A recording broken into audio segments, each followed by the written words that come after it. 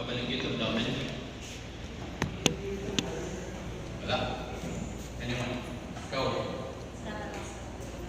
Sige lang. In your own plan, in your own idea, in your own term. What is balagit abdomen? Sorry. Sudden onset. No pain, cramp pain. What else? What is crushing abdominal pain? Say it, anyone? Sige lang. Ikaw. Wala. Sige. So there's a difference between acute abdomen and acute abdomen. Okay. So what's the difference? In doctors tell you the difference between acute abdomen will give you money, while acute abdomen will cost you money. Dimandi kamu dia, ha? Kamu. Remember, acute abdomen will give you money, acute abdomen will cost you money. So, by hope, this will be the definition of an acute abdomen. Any serious acute intra-abdominal condition, that means acute. What does that mean? Acute.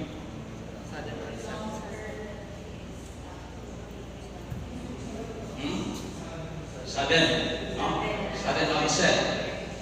Okay. Intra-abdominal condition that is attended by pain, tenderness, and rigidity, for which I have highlighted this one. Emergency surgery may be considered. So acute abdomen per se does not mean surgery outright. Okay? But the difference is when you say acute surgical abdomen. An acute surgical abdomen, that is the one that requires emergency surgical intervention. Okay? Note the difference, Emergency for the acute abdomen may be considered. So for the acute abdomen, it is a challenge to surgeons, but not only surgeons, internists, etc. So it is the most common cause of surgical emergency admission. Condition range from trivial, that means wala lang, UTI, etc. Acute gastroenteritis. Acute gastroenteritis can present the acute abdomen. Diba? Very painful in the gastric pain scale, depends on the pain tolerance of the patient. But definitely it is not life-threatening. It is just trivial. You can just discharge this patient right away. So course may vary from minutes to hours to weeks. It can be an acute exacerbation of a chronic problem, your chronic pancreatitis, or your vascular insufficiency. Okay? So when you go to your practice or you'll be on internship or residency, when you have an acute abdomen, when you say acute abdomen, play it safe. Play it safe. If you are confused with the diagnosis, admit the patient. Okay? Since an acute abdomen is a very vague term, it could be trivial or life-threatening. So the approach to a patient with acute abdomen must be orderly and thorough. Acute abdomen must be suspected even if the patient has only mild or atypical complaints. Again, when in doubt, admit. Okay?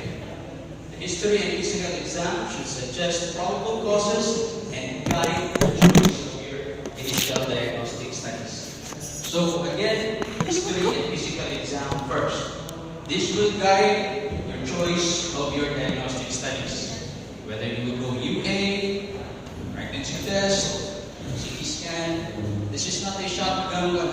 We are a third world country, unfortunately. So I don't like you will do a shotgun diagnostics for your patient. A chest X-ray, an ultrasound, a CT scan of the chest, just to prove your diagnosis. So it does not work that way in our setting. So history and PE first. So for the acute abdomen, if you divide your abdominal regions to 9, these are your probable. This could be your possible diagnoses. No? If the patient presents with acute abdominal. Again, although dealing claro, sorry, more or less this is just the same. This is just divided by 4 quadrants. This one is a 9 quadrants. So diagnosis can be made most of the time by a good history and PE. So again, history and PE is very important. Are you done with your physical diagnosis subject? Ongoing. So it is very important. Although medyo on kayo siya, in my time or I think sa inyo, I think people think na medyo sayo na siya. Diba? So I think learn as much as you can for physical diagnosis. But even though if you have mastered your physical diagnosis, the exact diagnosis is often impossible to make after the initial assessment, often relying on further investigation. This further investigation, I mean your diagnostics already. Laboratory diagnosis.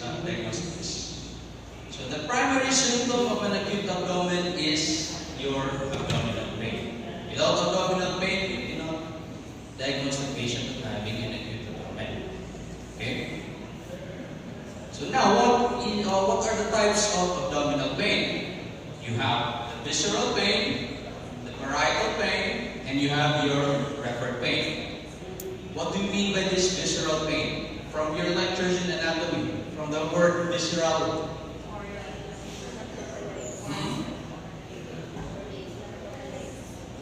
What? Okay, poorly localized, that means coming from your solid or hollow organs, your visceral organs. Okay? For the parietal pain, what does that mean?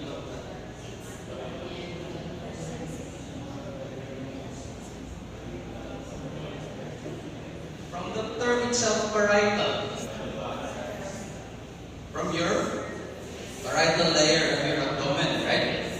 Okay, so when it is irritated already, that becomes your parietal pain. So it is already localized.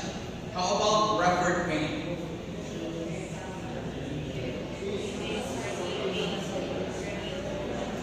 Radiating. Okay. So that is pain away from the insulting or the pain away from the origin. Okay? For example, cholecystitis, right upper quadrant pain, refer to the back. MI, chest pain or epigastric pain, refer to left arm. Okay? I will explain later on how that works.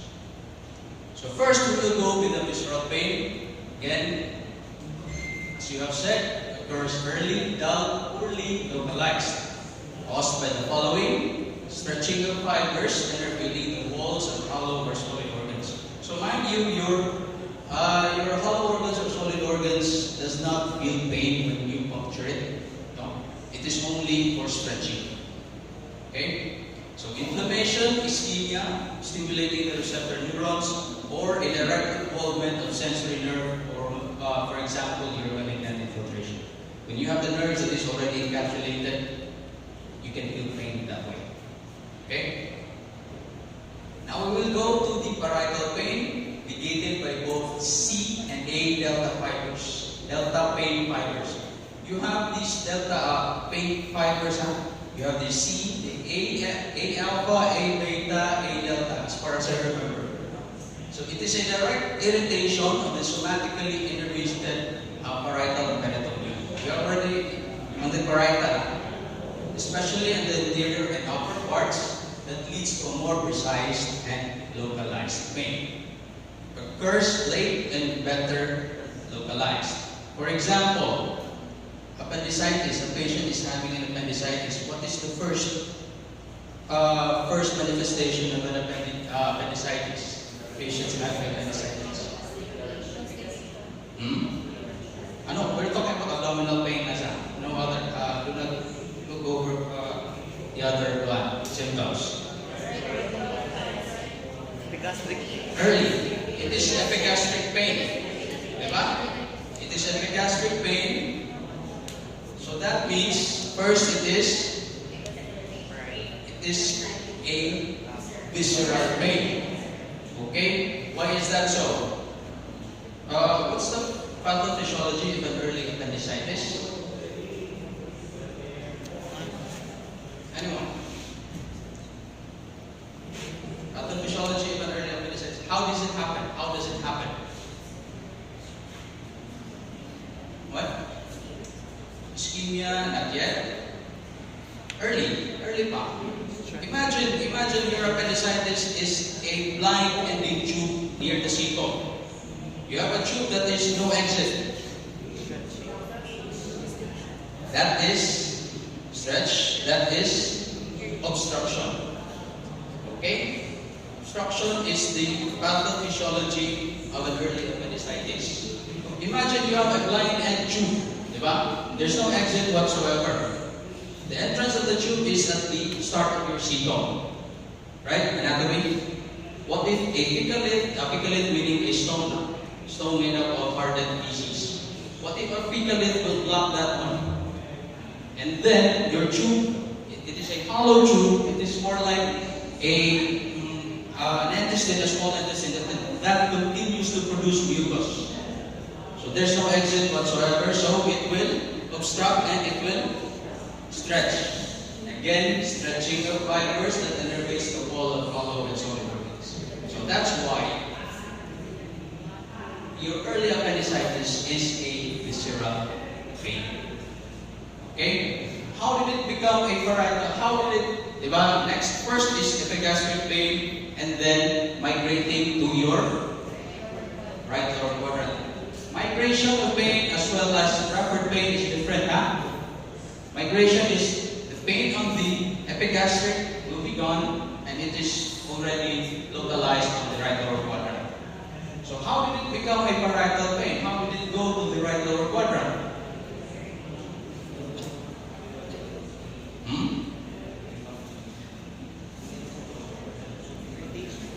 How? Any idea? Oh. From the definition itself, where is your appendix located?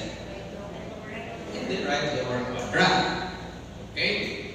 So, but the tip of your appendix varies. Most of the time, it is the tip that has a direct irritation of your parietal peritoneum already.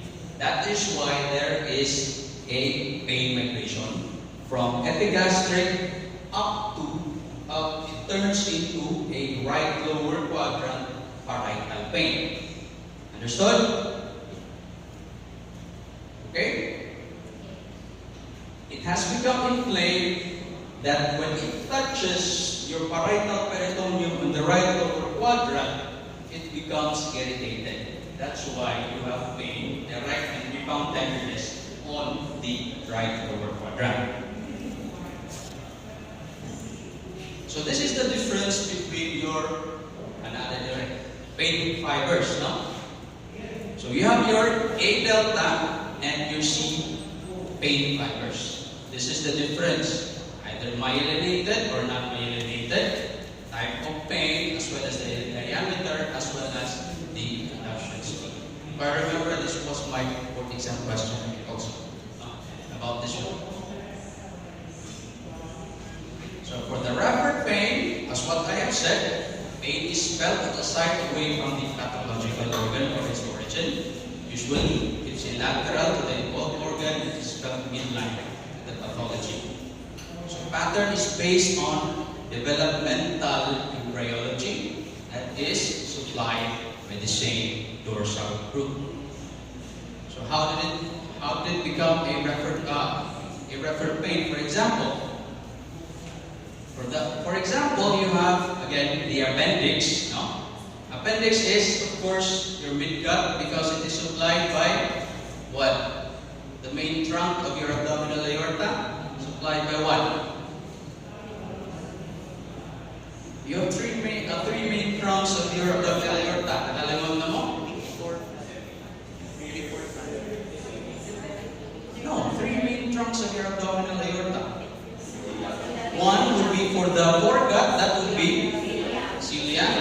Second would be for your midgut, superior mesenteric, and inferior mesenteric.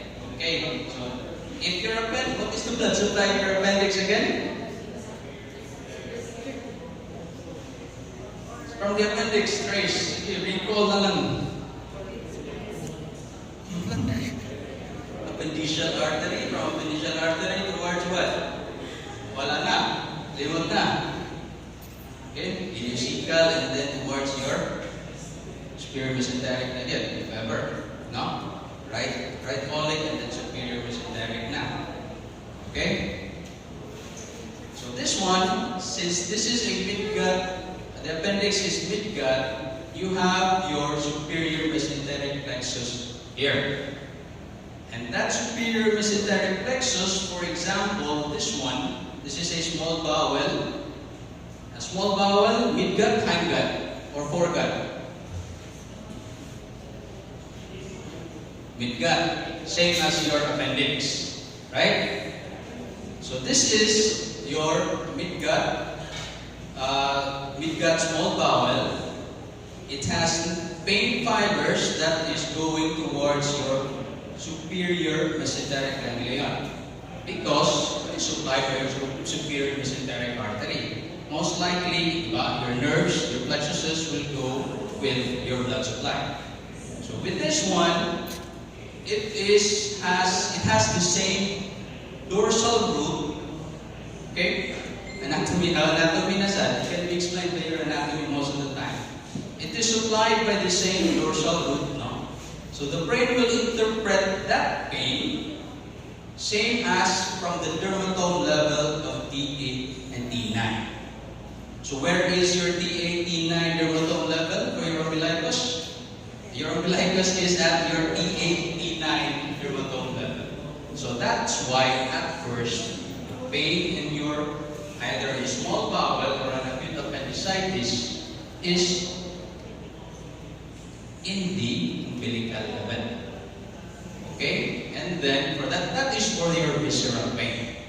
And then right afterwards, few hours, few days after, pain migration to the right lower quadrant because it is already a parietal pain. Understood? Huh? In here, you have, for example, you have an irritation of your right upper quadrant, especially in the diaphragm. It is connected to the C3, 4, and 5 because, what is the innervation of your diaphragm? Phrenic nerve comes from C3, 4, and 5. Keeps the diaphragm alive. Okay. So that explains why if you have your right upper quadrant pain sometimes right at the back, right? So here is the diagram of some of those rapid pain. Again, MI. This one is an example of a myocardial infarction. It is supplied with the same dorsal route. That means the brain will interpret this one as having pain on the left arm and the left upper shoulder, left chest. Okay, you have to remember that. As for the shifting pain, this is the difference, a shifting pain and a referred pain. Okay, a shifting pain like appendicitis, epigastric pain at first, and then shifted to right upper quadrant. So the features of abdominal pain, you need to have education, quality, severity, onset, aggravating, and alleviating factors. So on your PD, how would you ask for the characteristics of your pain, of the pain of the patient? You have a mnemonic, di ba? Cold cards, okay. So, on my time, that was PQRST, consider na. No? So, for the, sometimes your GI symptoms can have nausea, vomiting, diarrhea, genitourinary dysuria, vascular conditions, AMI, acute ischemia, AAA, that would be your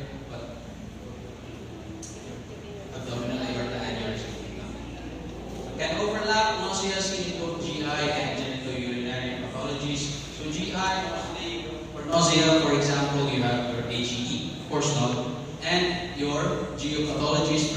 Very common example is your UTI. Diba? Mag-UTI mo sometimes, especially women, suka-suka mo. Okay?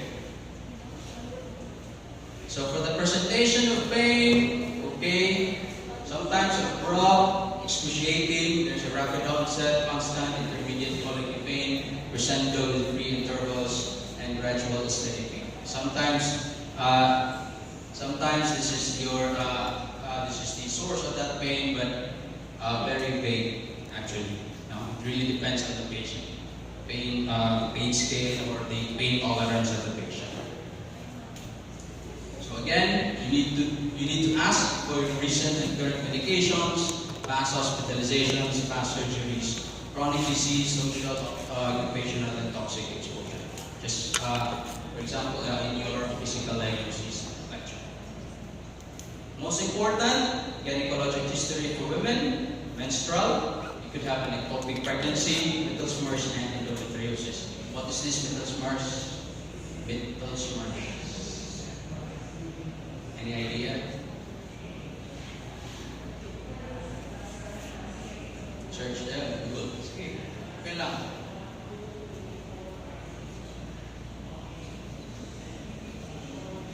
Mittelsmers. Okay, it is part of your ovulation, no? OB na, wala bang may OB, di ba? Okay. So, when your follicle, no? Your mature follicle during ovulation will, of course, it will burst out to release the egg. No?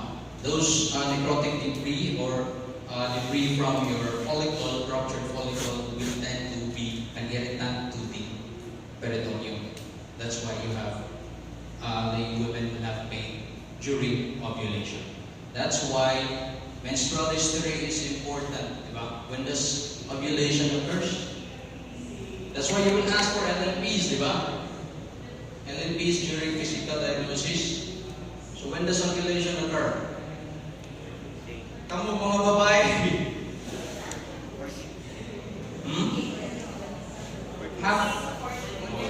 Basically half of your menstrual cycle. 14. So basically you will ask for LNPs and then you will count 14 days after, then the pain, right lower quadrant. It could be the Mittelsmers. Your patient is woman, not pregnant. Diba? So that is how important your physical diagnosis and history taking is. Okay? So again, history of vaginal discharge or dysmenorrhea, maybe not PID. Once you will be on your duty, you cannot forget the smell of PID. What is PID? For women. Pelvic inflammatory disease. These are the conditions that you will not forget the smell. The PID, the diabetic foot, as well as ruptured appendix or ruptured viscous of the abdomen. So then your drug history. So this will be, again, most of the time this will be the type of character of pain that goes with this diagnosis. But again, it really depends on the patient. A sharp superficial constant pain can be in your early pancreatitis. Okay? Really depends on the patient and your experience.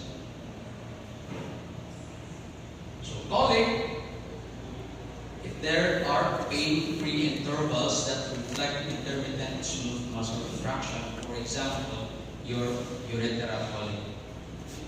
When you have a diagnosis of biliary colic, you remember this is a misnomer because your biliary colic does not remit. Okay? Biliary colic, that means pain that comes from what? Common bile ducts, urethrohepatic bile ducts.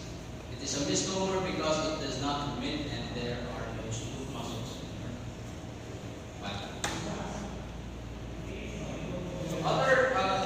One of the most common common symptoms associated with abdominal pain would be your vomiting. Again, your medullary vomiting centers will activate to produce this reflex of vomiting. And the onset and character of vomiting may indicate the level of your lesion or obstruction. For example, after eating, patient vomit pain and then vomited non-digested food. Where do you think is the lesion? No bile, not greenish, just undigested food. Where do you think is the lesion?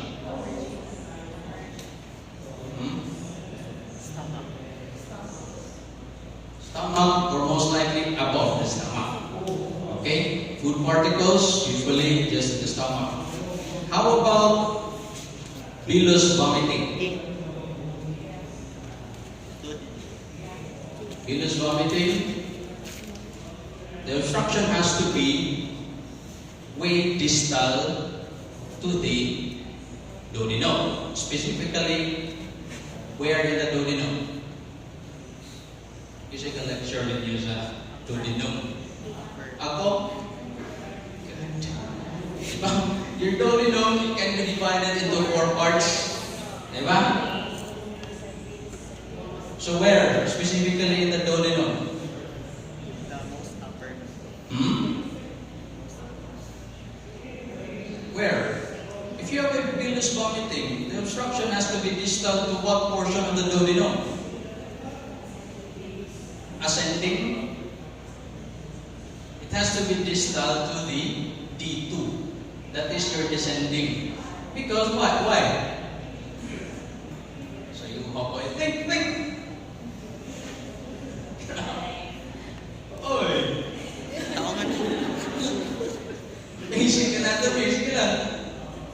Why would you think so that it has to be distal to the D2? Second part of the duodenum. What structures are present on your D2? Pancreas.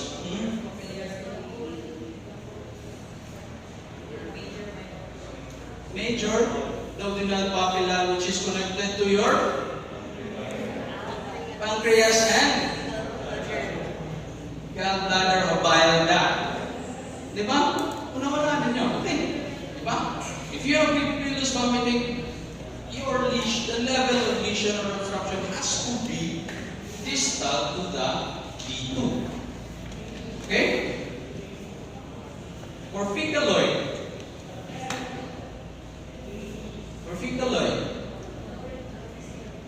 Most likely, the obstruction would be on the lower GI. Fecaloid naman. So the bacteria on your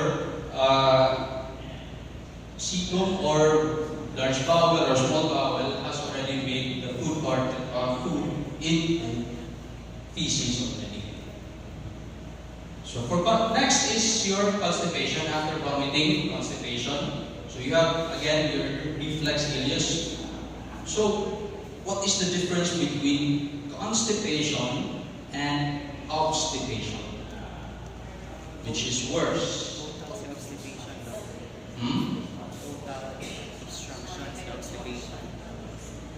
Okay, so obstipation is much worse than your constipation. That means no passage of flatus or stool already for the obstipation. The constipation, you can still pass out stool, but you have difficulty. Okay, that's the main difference. Next would be your hematochezia or hematemesis. For the gastroduodenal lesion, for example, your mammillary Weiss or ZES, you have your Zollinger-Ellison syndrome, and then passage of blood clots, necrotic mucosal debris, may be the sole evidence of advanced intestinal ischemia. For hematochezia, what is hematochezia? Fresh blood in stool. Okay. Mostly from lower GI bleed. Okay. How about hematemesis? Fresh blood. Upper GI. Okay. Please So jaundice suggests hepatobiliary disorders. What else? If you have a jaundice patient with no abdominal pain, no hepatobiliary disorders, what do you think is the diagnosis? No abdominal pain, no hepatobiliary disorders. Sige lang. Gallstone, of course, if you have hepatobiliary disorders like gallstones. What hemolytic anemia? Okay. For your hemolytic anemias or other blood problems or your pre-hepatic problems. Okay, you have your jaundice can be caused by pre-hepatic, hepatic, and post-hepatic. And then hematuria, that means blood on urine, urethral colic, or your cystitis. Most dreaded question in the board exam or in your residency, what is your next best step? Sige, 30 female single sudden onset of right lower quadrant pain, 2 on the pain scale, sexually active, ambulatory, nausea, unremarkable vital signs. What's your next step?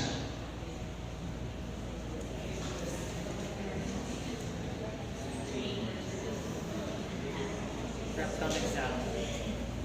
Rectal exam.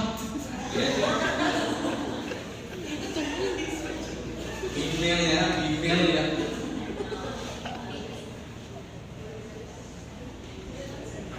When asked with a question like this, and there is a choice, proper history and PE, almost always that is the correct answer. History and PE first. Okay, history and PE. What would you like to know? Okay, LMP. About 2-3 weeks ago. What else?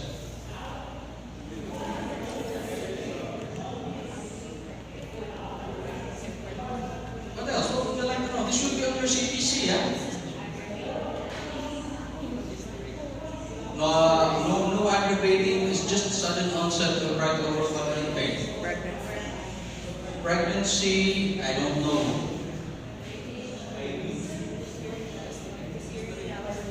Dysuria, no, not at all. I urinate normally. So this patient just comes to you in the emergency room. Diarrhea, no diarrhea. I don't have a boyfriend, but I am sexually active.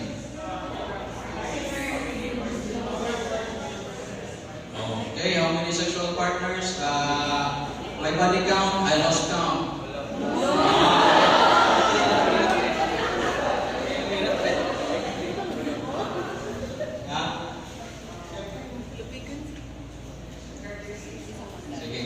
Again, of course, it is important, this one, LMP. It's my point. Again, we need to drive the point of your history and PE.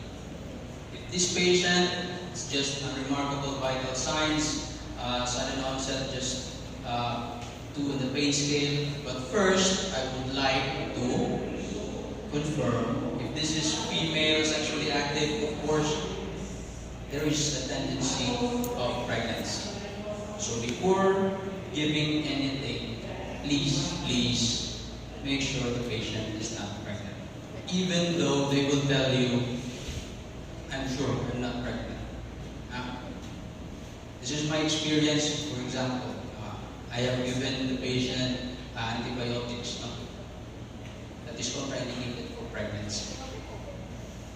Because I was sure that she told me that she was not pregnant. Okay? So just be careful with these types of patients. 30-year-old and then sexually active, please do your pregnancy. Okay? For this one, this is the case of your fetal source. Okay? You send the patient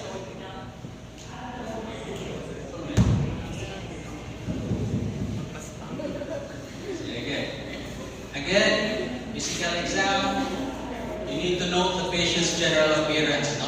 When the patient goes towards the ER. For example, this is just ambulatory, 2-pain scale, unremarkable vital signs. So most likely, this is not an acute abdomen. You can just send the patient. Okay? So one of the initial steps of PE should be obtaining and interpreting vital signs. So for the physical exam, I think you have discussed this on your physical diagnosis: inspection, auscultation, palpation, percussion. This one.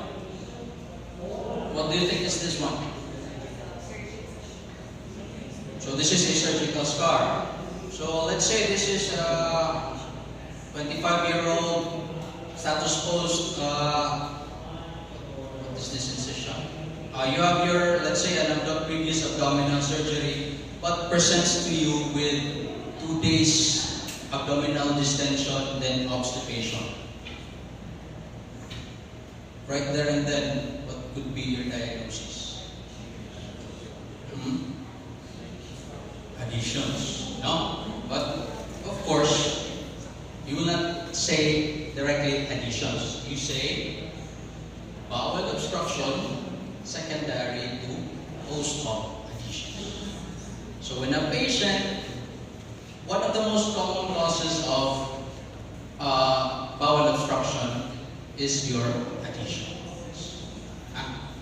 So if you have a patient that is in the ER presenting with bowel obstruction, that means constipation, nausea, and vomiting, distended bowels, and you have a post-op scar on the abdomen, no one can fault you for diagnosing the patient of having bowel obstruction secondary to post-op adhesions. Okay, remember that. So inspection, again, inspection for post-op adhesions or post-operative scars. For example, your advanced bowel obstruction, you have visible peristalsis in thin patients. For perforated ulcer, scaphoid, contracted abdomen. For adhesions, tensely distended abdomen with handhold scar. Okay? This one. This is, for example, this is an example of a very thin patient that is having a bowel obstruction secondary to a carcinoma. Now, as you can see, you have a visible peristalsis or even the aspirations of your large bowel. Okay? So auscultation should precede palpation. Diba? In your PD, palpation should be the last. Okay? So small bowel obstruction and early acute pancreatitis, peristaltic rushes, synchronous with colic. And then for your dysentery, fulminant ulcerative colitis, high-pitched hyperperistaltic sound, and then your ischemia, silent except for infrequent tinkly or squeaky sound. Early bowel obstruction, you have what? For the bowel sounds. For your early bowel obstruction, hyperactive bowel sounds, because your bowel will tend to push out the obstruction. If ever you have a late bowel obstruction already or you have bowel ischemia, patient no longer have bowel sounds. So the bowel is already ischemic or died already, or is necrotic already, that it cannot have a peristalsis. One important technique also is let the patient cough. Just cough. You cough, it will shake the peritoneum. If you have a parietal irritation, the patient will feel pain. It's just simple, but it is very effective. Okay? So physical exam, again, it is already under physical diagnosis, a lecture, palpation. For voluntary spasm, muscle will be felt to relax when the patient inhales deeply through the mouth. That would be your voluntary spasm. Now, for your involuntary spasm, when you can call your abdomen your board-like rigidity already, as in, what do you think patient is having if the patient has this board-like rigidity? your generalized peritonitis already. Okay? Everything is already inflamed. Every part of the peritoneum is already inflamed. That's why the patient is having a cord-like rigidity. So to differentiate whether your patient is having just a voluntary spasm or a cord-like rigidity, maybe the patient is just ticklish and nagpagaling na sa tiyan. Okay? So you need to make the patient inhale deeply. If the abdomen relaxes, that is a voluntary spasm. That is not cord-like rigidity. Okay?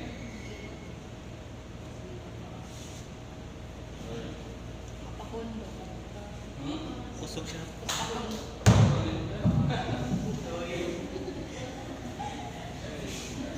Okay, so pain and tenderness. Pain is, what's the difference between pain and tenderness?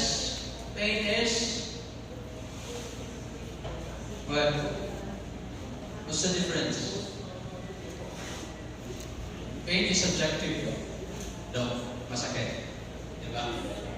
Tenderness is objective. The doctor can palpate you and the patient will feel pain, and that is tenderness. Okay? Subjective versus objective. Direct and rebound tenderness. What does that mean? Direct is okay, we're talking about physical PT kasi may study is PT. Sige lang. Sige. Direct tenderness is there is pain when you put pressure on the part of the abdomen. Okay? Direct. Indirect tenderness, what does that mean? Or rebound tenderness? When you release, there is still pain, no? Either on that side or on the other side, or the other parts of the peritoneum. Okay? So again, you have mastered your history and PE. You could provide two-thirds of you could diagnose the patient two-thirds of the time. But in the case of our situation, you have to be safe. Please do your diagnostic exam to avoid litigations. No? So you might feel do not be overconfident with your history and PE because yes, I have a master of history and PE, I can diagnose you two-thirds of the time. But in the end, you have to protect yourself at all times. Dahil na ang panahon. Okay? So supplementary, by defending, you can defend yourselves by doing supplementary laboratory and radiologic examinations. So they are indispensable for the diagnosis of many surgical conditions. So for expulsion of medical causes, ordinarily not treated by operation or for assistance of pre-operative preparation.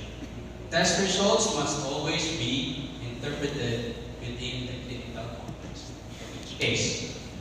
Again, history and PE and your laboratory examinations go hand in hand. Okay? So for example, for these investigative studies, the studies hemoglobin, hematocrit, WBC, and for example, only arising or marked leukocytosis, that is 1300 per liter, especially in the presence of shift to the left of the blood smear, is indicative of a serious infection. Of course, high WBC on your CBC and repeat blood count indicates infection, but you cannot localize the infection as to where.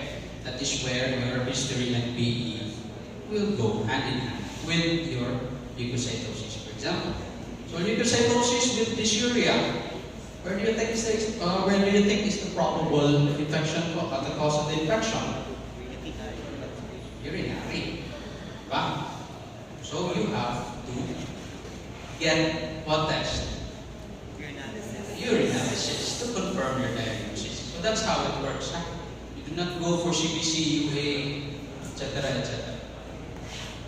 So blood studies, of course, cross-matching is important pre-operatively. Serum electrolytes, especially for patients having nausea and vomiting. No?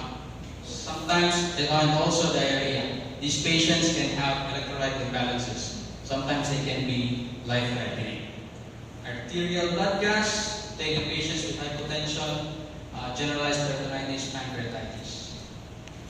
Serum amylase levels corroborates well with the clinical diagnosis of acute pancreatitis. So let's say, although the levels of your amylase and lipase, it depends on the settings of your laboratory, local settings of your laboratory. Let's say normal amylase levels for your patient in Southwestern University is 200. For example, the patient came in to you, epigastric pain. You took your serum amylase lipase. The patient turned out to have 250 amylase. Would you diagnose the patient with an acute pancreatitis? No. Why? Need to confirm for lipase daw. Okay, let's say lipase also. Lipase, 250. Same levels, 200. Normal level is 200, but the amylase and lipase is 250. Yes? No. So the patient is having acute pancreatitis, admit. Yes or no? No. Why? The lipase should be 3 times increased daw. Very good. Naminaw na. Kisa may lecturer din mo sa IM. Wala mo na IM. Sige. So for you to diagnose the patient having acute pancreatitis, it has to be 3 times the normal level of amylase. Not just above normal, but 3 times. Okay? So again, if you have, of course, for your liver function test, if you think the patient is having right upper quadrant pain that is attributable to a hepatobiliary causes, of course, you need to take your liver function test. Bilirubin, ALP, AST, albumin, globulin. Okay? Then your clotting studies. Then urine test for UTI. Stool test, FOBT. What do you mean by FOBT? Medtech. Kasi medtech the rest. Ito na ni. Fecal occult blood test. How about FIT?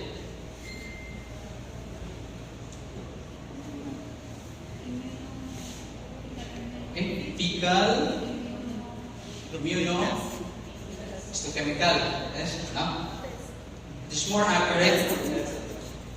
It is more accurate to detect human blood. Your fecal occult blood test, of course, presence of blood also, but for this one, it's still presence of blood, but it is more accurate. Okay? So a plain chest X-ray, a right chest X-ray in most cases of acute abdomen is vital for preoperative assessment. As much as possible, you need to have the patient chest X-ray on errand. Why?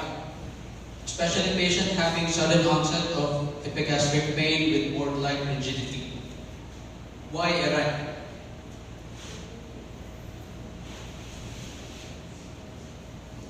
History of ulcer.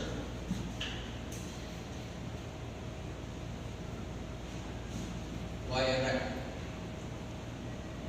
Let's say the patient is having a history of ulcer, but on medication, on PPI medication, but is not compliant.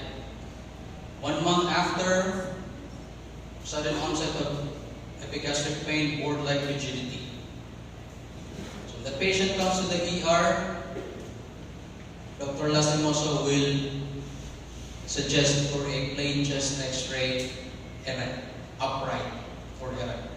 That means standing up, or the chest area is on the upright position. Why would that be? Relax on diaphragm. Why not lying down? Sige. Any idea why? Because of the air. So your diagnosis would be initial impression. Is a smoker, chronic alcoholic, history of ulcer disease, on medication, but is not compliant on their PPI. You have your PPUD already, board-like rigidity. That ulcer already perforated, most likely. So that would be your PUD, perforated peptic ulcer disease. Now the question is, why upright? Why chest X-ray upright? Why would Dr. Lastimoso take an upright chest X-ray? It has to do with perforation. Why? What is Dr. Lastimoso looking for on that upright chest X-ray? Gas. Where? Intra-abdominal gas. Dr. Lastimoso is looking for a pneumoperitoneum. Diba? Gas or air from a perforated hollow viscous, when you're doing a lying down X-ray, it will not show up. Because gas will just go anteriorly. But if you are on the erect portion, if your patient is on erect and you take an X-ray, chest X-ray, the gas will show up on the subdiaphragmatic area, especially on the right upper quadrant. So that's why it is important to have a chest X-ray. So that is how you will study medicine. That's how I want you to think. You need to ask the whys and hows of your diagnostics, especially on your internship.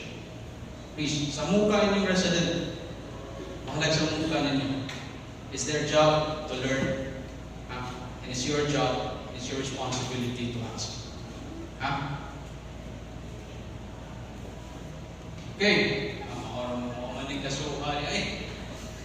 This is the case I was talking about. Now, 45, married, sudden onset, small, rigid abdomen. Okay? Again, your question, of course, you have a history of peptic ulcer disease. Was it diagnosed? Are you on medication of having PPIs? Your proton pump inhibitors, no? So again, rigid abdomen, rigidity. That connotes generalized peritonitis, and sometimes it is already a acute surgical abdomen or an acute abdomen. Most of the time, if you have a rigid abdomen, you can have an acute surgical abdomen already. But do not operate without your diagnostics. Because if you operate directly without your diagnostics, even your chest X-ray without your diagnostics, lo and behold, it is just acute pancreatitis, severe. Diba? Please defend yourself, especially as a surgeon. When you open up and you don't find anything wrong, how will you explain that to your patient or the SO? Diba? Sorry, medical error. And that is, careful with your license. So again, the case was PPUD. This is your pneumoperitoneum. How about this one? Is this the pneumoperitoneum? Is this gas?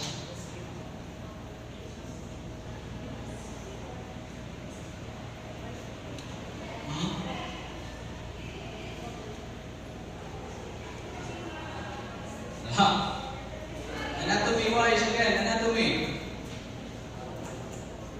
What do you think is this?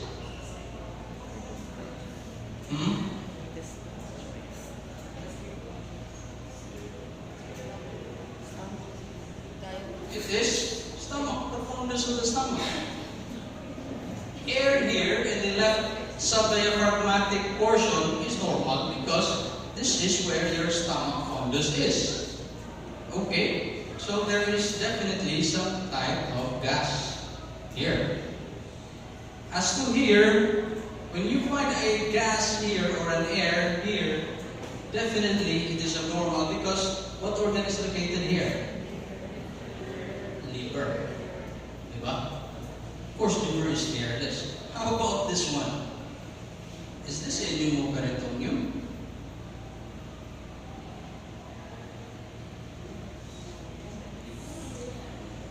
Okay, how about this one?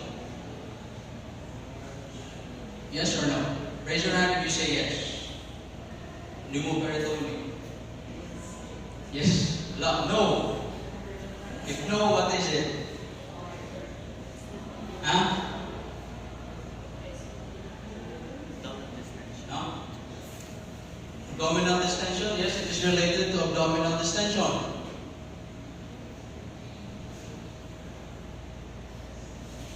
Like a bottle. Can you see the illustrations here? Okay, if there are illustrations and air inside, what do you think is that?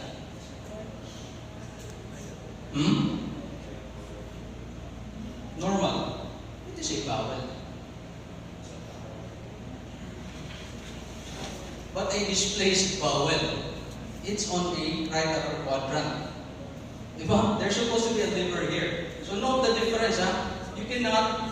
You need to differentiate between a true pneumoperitoneum and a bowel on the right upper quadrant. And what do you call that condition? We call that condition Chilaiditi syndrome. Bowel on the right upper quadrant of the abdomen. Okay? Chilaiditi, and this one is the pneumoperitoneum caused by either a perforated peptic ulcer disease or a hollow viscous organ. Whether it could be your duodenum, jejunum, or any part of a hollow viscous that contains air that is leaking towards your intra-abdominal cavity. Okay? So, this is a case, that was the case of a perforated peptic ulcer disease. Again, this is the perforation, this is how we will repair it. We will debride the perforation, and then lay down your sutures, then just close it. And put the patient on strict PPIs as well as your what medication would be. What is the bacteria? H. pylori. Now, usually patients with peptic ulcer disease are positive for H. pylori infection. So put the patient on PPIs as well as your H. pylori antibiotics. So again, plain abdominal x-rays, abnormal gas patterns, diffuse gas patterns, gaseous distension. So this is an example of your distended bowel. Or an obstructed bowel. You have your air in the enlarged bowel. This is air, what we call air fluid levels. So in order to diagnose patients with having bowel obstruction for abdominal x-rays, you have to have a distended bowel, air fluid levels, and paucity of gas in the rectum. Okay? This is a prime example of your air fluid levels. There's a straight line. This is the fluid. This is the air. This is your bowel. Air goes up, water goes down, or solid materials go down. This is the water or the abdomen. That's why it is important to take an X-ray every. You cannot have this one, air fluid levels, when the patient is in supine. Okay? Again, thumbprint sign, board exam question. Thumbprint sign, it could be, when you have that question in your board exam, a thumbprint sign with bowel, the patient is having bowel, abdominal problems, bowel ischemia, right there and then. We think of bowel ischemia. If the X-ray is on a thumbprint sign, but the X-ray is on the head and neck, your diagnosis is right there and then your keyword, thumbprint sign, X-ray on a thumbprint sign that is found on the X-ray of the head and neck. That would be your epiglottitis. That's how you will review keywords only. Keywords. Thumbprint sign, bowel or abdominal findings, bowel ischemia. Okay, thumbprint sign, but on the head and neck, pancreatitis. In the board exam, you only have 4 choices. Okay, 25% chance. So contrast radiologic studies, not requested routinely. For contrast radiologic studies, that means you have an X-ray or a CT scan, but a contrast medium is either injected or you ingest. Okay? For example, this is a contrast study of a barium swallow of the upper GI to lower GI. What organ is this? Stomach. Now, the patient ingested a radio-opaque contrast material and then an X-ray was taken. So we are already on the pylorus, duodenum, and then going up to the ascending. But what do you think is this one? Is this normal?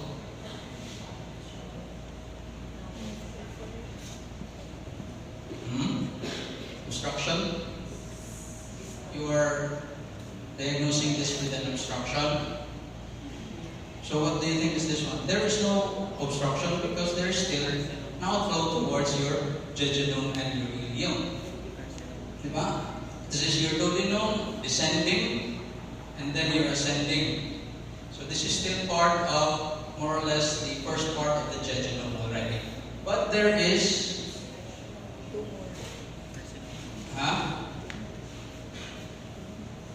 this is not a tumor, but you call this a diverticulum. Okay? Please familiarize with the term diverticula. So again, you could have your ultrasonography. Of course, initial assessment for acute appendicitis. Order for an ultrasonography. Just to be safe. If patient's having right lower quadrant pain and you want the patient to go home, or you will send the patient home, order for an ultrasound, whether as an outpatient or an inpatient, just to be safe. Okay? Sometimes the patient will come back to you with the ultrasound result with acute appendicitis. At least you have explained fairly to the patient that you need an ultrasound, just to be sure. Okay? Then CT scan of the abdomen is now generally routinely and rapidly available. Before, for the acute appendicitis, we do ultrasonography. Now, for adult patients, the gold standard imaging for acute appendicitis for adult is CT scan. Previously, ultrasound because it is readily available and of course it is cheaper. So the patient here complains of right upper quadrant pain, felt a mass in the right upper quadrant, and then came from an endemic areas. CT scan was requested, and this is the result of the CT scan. What do you think this is? So when looking for the CT scan, it is exactly the opposite side. This is the liver. Okay? So this would be on the right side. This is on the left side already. This is your spleen. This is your spleen. So your spleen is on the left side, and this one is in the liver. So what do you think is the problem here? Obvious. This not? This cystic structure. So if the patient is having this one, right upper quadrant pain, and it comes from an endemic area, sometimes it's just what we call an amoebic cyst. So if you have this board exam question coming from an endemic area, jaundice, on CT scan result, you have a cystic lesion on the liver, amoebic, either it's an amoebic cyst or an amoebic liver abscess. When you have a patient like this, no surgery unless it is an acute abdomen, it's an acute surgical abdomen, just have the patient with a metronidazole for 1 to 2 weeks. Okay? Non-surgical. So that is why it is very important to have your investigative studies. When you become a surgeon, hopefully, some of you do not be, what do you call that? Do not just open your patients left and right. Then laparoscopy. What do you think does that mean? Laparoscopy.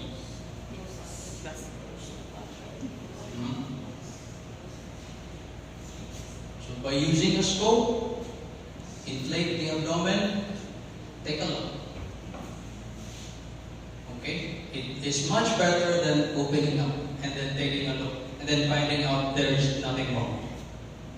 So that's why it is called that's why it is under investigative studies, because you will just insert the scope inside the abdomen, inflate with air, and then take a look.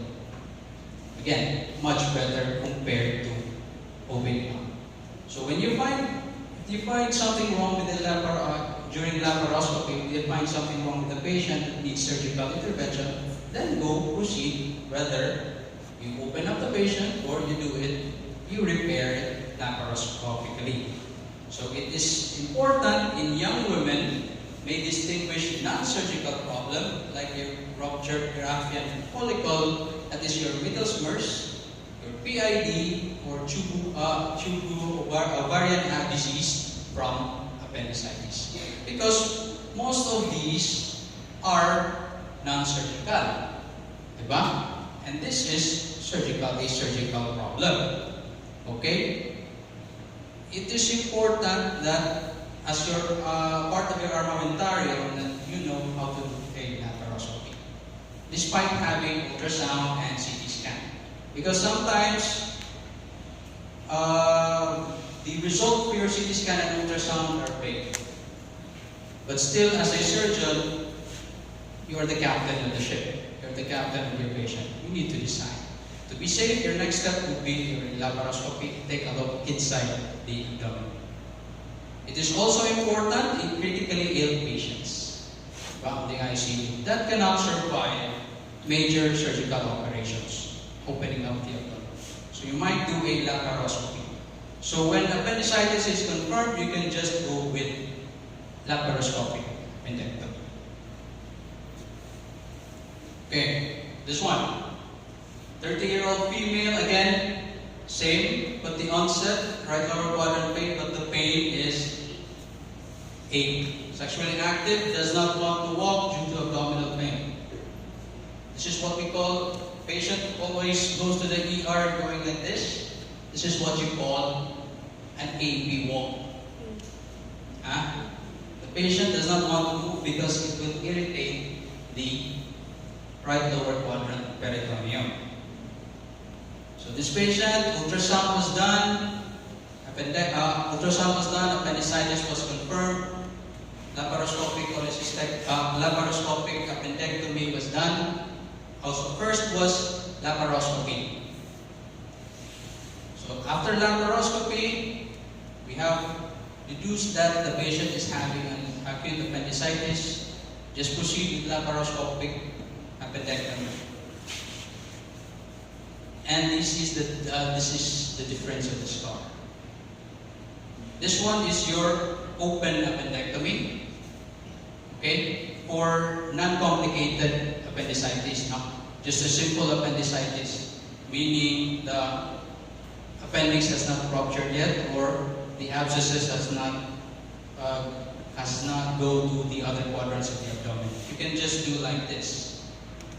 It's a simple incision on the right lower quadrant, McBurney's point. And this is the result of a laparoscopic appendectomy. So, ganahan ko mong magbikini, laparoscopic na lang yung mga. It's just a hole on the umbilicus, right lower quadrant, and on the suprapubic area. Okay? Here, 65 male, married, sudden onset of epigastric pain, 7 on the pain scale, said it's crushing in nature. Initial impression? GERD. What else?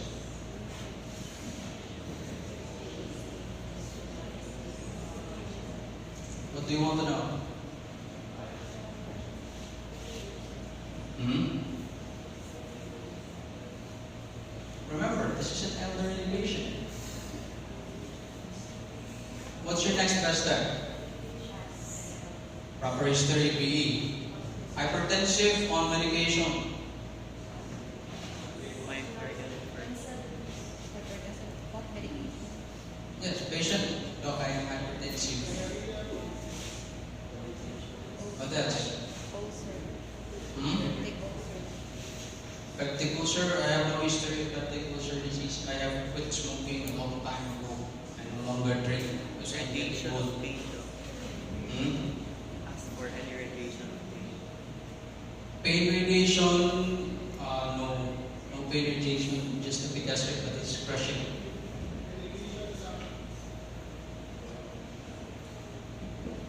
Diagnostics. Diagnostics. It's okay. Serum Tropi, why? might be FI. Age, why? Might be FI. You take tropi right away? ECG. Diba? First initial step, elderly, epigastric pain from what we have discussed. Diba? Epigastric, your MI could manifest as having epigastric pain. You have to remember that. If an elderly patient comes to you with an epigastric pain and it says crushing in nature, no. When the patient goes like this, ang young fist, and then going here, elderly, chances are, most of the time, MI. So you need to request for an ECG. What if the patient pain here? Just pointing. It's not elderly, let's say 45 male here. But he is just pointing. The crushing is here, diba? But just pointing out the rib. Am I? Let's say 45-year-old, let's say 45-year-old, where is your pain? Here or here? Pericarditis? Oh, no, that's too much. Heartburn? Oh, heartburn is epigastric. Most likely, it is costochondritis. No? Just pointing out the pain in the rib areas, in the rib cage, costochondritis, and this young male or female that is active, no, physically active, costochondritis. So, I just want to point out this one. Just be careful with this type of patients. Again, just to be safe, admit or get an ECG. The patient will ask, "Doc, I'm having epigastric pain. Why ECG?" You have to explain. You could have a possible MI. Okay? Because these patients are very medyo, of course we are living in a third world country. No? They will ask, some of them will ask, why this, why that? So as a doctor, you have to know why. So these are most medical causes of an acute abdomen for which surgery is not indicated. The kind. No. So almost 20% of the patients having abdominal. We have a study on CCMC.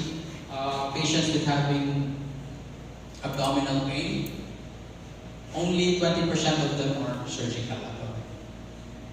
Okay, most are having medical causes. That does not warrant surgeries. So these are your indications for urgent operations in patients with acute abdomen. Again, involuntary guarding. From what I have explained, how you will differentiate rigidity, especially if spreading, increasing or severe localized tenderness, progressive distension, tender abdominal or rectal mass, high fever, hypotension, rectal bleeding, the shock, or acidosis. Sometimes these are the medications to proceed with surgery already. So if you have this acutely ill patient, of course you have to resuscitate first. IV fluids, antibiotics, etc. And then you need to have your investigative studies already. So you need, for example, this patient is having abdominal problems and having abdominal distension. Of course, you need to have a nasogastric tube. For what? Let's say the patient bowel obstruction, distended abdomen. Why the nasogastric tube? To decompress. Okay? You need to let the air out, or even other fecaloid materials on the bowels. And then urinary catheter for your what? What do you need the urinary catheter for? Could be. What else? To monitor your urine output of the patient. Hydration status. And then this would be the NGT. This is what? A bullous already. No? Greenish stitch. You have your bullous already on the NGT. Again, before surgery, most important is informed consent. This one, last case before me. So a 65 male married, progressive abdominal distension, vomiting with fecaloid, obstipation, episodes of hypotension. Acute abdomen, acute surgical abdomen. Acute surgical abdomen. Okay? X-ray was done. This one.